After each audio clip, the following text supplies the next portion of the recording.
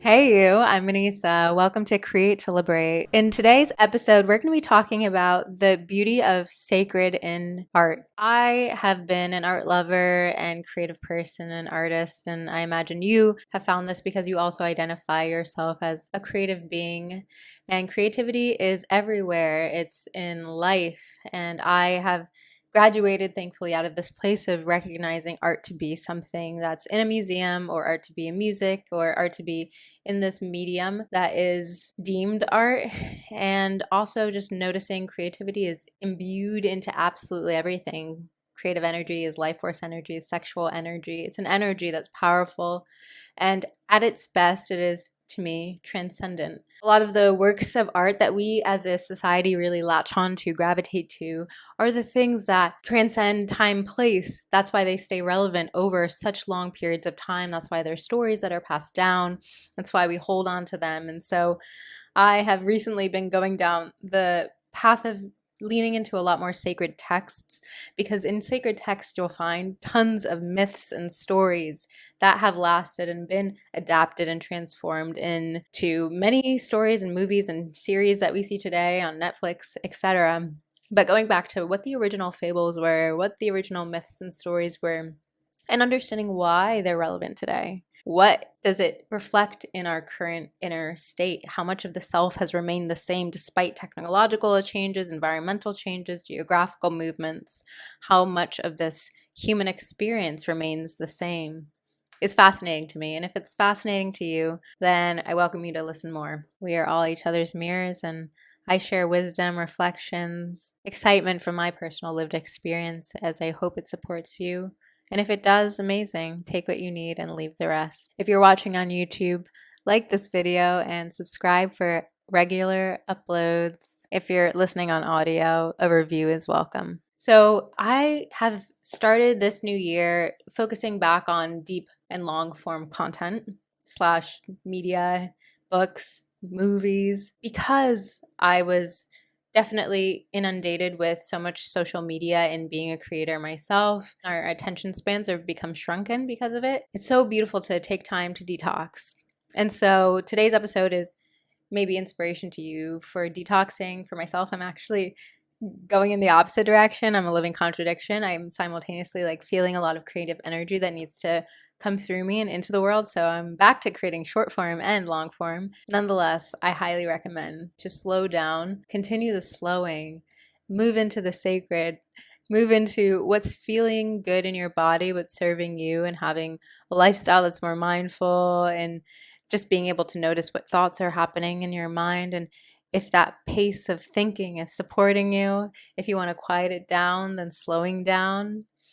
How can you feel more into your body? It's really about understanding what you're doing and why you're choosing to do the things that you're doing. I think we live in a world now that can go to the extreme of there's so much unhealthiness and we need to get away from it all. I would love to inspire more people to say, I can be deeply healthy and I can also take a little bit of that unhealthiness, and it doesn't disrupt my system when I'm grounded in myself, right? So being a little bit on social media doesn't hurt me so much when I'm grounded and regulated, when I have deeper contemplative practices, when I have a slower lifestyle, when I'm engaging with books and things that are nourishing me on a deep soul level, and I feel seen, I feel engaged, I feel alive, then a little bit of eye candy on social media is not going to hurt me so much. I also think that I've curated my social media so that there's a little bit of eye candy, but it's also a lot of sound bites of longer form things that I want to tune into. For instance, it'll be a snippet of a podcast that I want to listen to in full length, and it's just the reminder, oh, note to self, listen to this podcast, note to self, go to this beautiful landscape place that we're seeing visually, like go actually on this 5-hour hike because we saw a photo of something that inspired us. So I think it can be a good catalyst to us participating in our lives more hugely as well. I have started this year engaging with a few books that I want to share with you. This one that was sent to me, it's a collection of Mary Oliver's poems. This one was recommended to me, Faith, Hope, and Carnage by Nick Cave and Sean O'Hagan. Nick Cave is known as a musician, but he's also deeply a contemplative artist and tries to imbue his spiritual connection into his work. The back of the book says, "This is not a memoir, this is a conversation. Nick Cave, we may shed many skins, but we are essentially the same damn snake." We're actually entering the year of the snake in 2025, according to the lunar Chinese calendar. Surely your outlook is entirely different now. And Nick Cave says, "Well, the young Nick Cave could afford to hold the world in some form of disdain because he had no idea what was coming down the line. I can see now that this disdain or contempt for the world is a kind of luxury or indulgence, even vanity. He had no notion of the preciousness of life, the fragility. He had no idea of how difficult but essential it is to love the world and to treat the world with mercy. And like I said, he had no idea what was coming down the road." I found this book heart-opening. Nick Cave obviously did a lot of healing and reflection after the loss of his son, and it's really been integrated into his work, into his albums, and he feels like people are connecting with them more deeply, though he doesn't care, which also is kind of a stage after you go through a bit of grief. Naturally, your soul becomes more of the leader in your life. When you hit dark nights of the soul, when you have these rock bottom moments at the bottom, you find that you are supported beyond yourself. And I really love the way that he talks about integrating all of these spiritual things into his work, though maybe people wouldn't even be able to recognize unless you've gone through something. Then you just see it as the song is very transcendent. The song brings me deeper into a feeling state. And how is this person able to do that? Because they're taking the time to really sit with what's coming up for them. And similarly, this book, Devotions by Mary Oliver, has really gravitated to me. It was sent to me by Penguin Random House, and I love receiving a book over clothing when I was a bit more in the influencer world. But this hits. I'll read from the back. Throughout her celebrated career, Mary Oliver touched countless of readers with her brilliant crafted verse, expounding on her love for the physical world and the powerful bonds between all living things. Arranged by Oliver herself shortly before her death in 2019, Devotions features Oliver's work from her very first book of poetry, No Voyage and Other Poems, published in 1963 at the age of 28, through her last, Felicity, published in 2015. The Lifetime volume showcases the beloved poet at her edifying best. Within these pages, she provides an extraordinary and invaluable collection of her passionate perspective and so much treasured observations of the natural world. I think what people love about Mary Oliver is her deep level of embodiment. She was living, I think, in Cape Cod or somewhere in Massachusetts, and she would be at the ocean constantly, and she'd be with the seagulls, and she didn't live a wealthy life of an artist, but because of that, maybe her absorption of the natural world and the earth was just more greater and more profound. She really worshipped the earth. She was an earth worshiper. And me and my tree hugger area can find this deeply satisfying. So I'm going to read to you the poem, The Gift by Mary Oliver.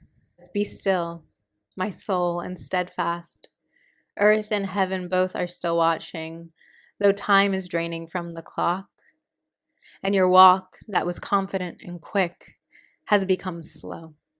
So, be slow if you must, but let the heart still play its true part.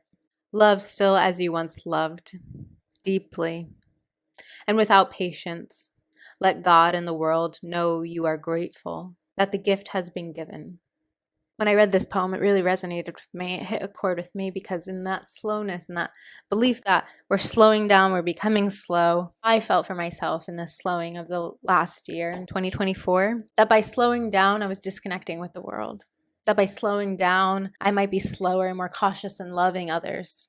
And actually the opposite happened, I think, in that slowing down. I found a faster speed at which to open my heart into love, a faster speed at which to rebound from these emotions that felt very heavy and weighted.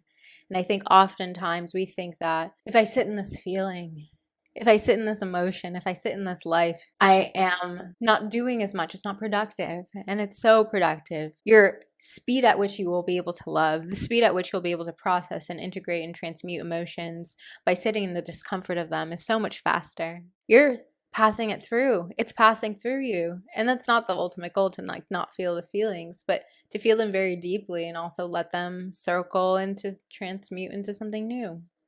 To experience the beauty and the cycle of that transmutation, I think is quite powerful. And then It looks like a book, but it's not a book. I'm holding up for those who are viewing on YouTube the 5-minute journal. I started this practice. The beginning of it is actually honestly a book. It's quite wordy because it's really engaging you into like the commitment of writing down your gratitude, something that would make today great, a daily affirmation, and then at the end of the day, the highlight of the day, and what did you learn? And at the beginning of every single page is a beautiful quote. Ooh, tomorrow's from Tara Brach. There is something wonderful, bold, and liberating about saying yes to our entire imperfect and messy life. Tara Brach, one of my favorite mindfulness teachers, and you can find her podcast as well as her content on YouTube. So that's what I'm getting into in the beginning of this year. I wanted to share with you what practices have been supporting me. So waking up in the morning, the new addition to this year is waking up in the morning, doing a little bit of 5-minute journal, then getting into my movement and meditation practice, chanting, dancing, etc., tarot cards, so on and so forth, morning writing and pages, and really like letting that morning period be this creative incubator and uninterrupted time with the sacred, leaning into content, long form content, books, movies, things that require us a deep level of contemplation, that require us presence, slowing down, and how we can carry those into the rest of the year as practices that we come back to when we feel like we're moving too fast, when we feel like we're indulging too much in social media content, when we feel like we're getting caught up in the busyness and the fastness, to do some things to really slow down. And in slowing down, you find the sacredness in life, and you also get much better at allowing your inner feeling state, your inner world to be acknowledged by you. As we enter this beautiful new year, I hope that you find more practices and more things that support you slowing down, that support your well being, that support you feeling more spaciousness within yourself, more creativity bubbling through in that quiet. Sending you so much love.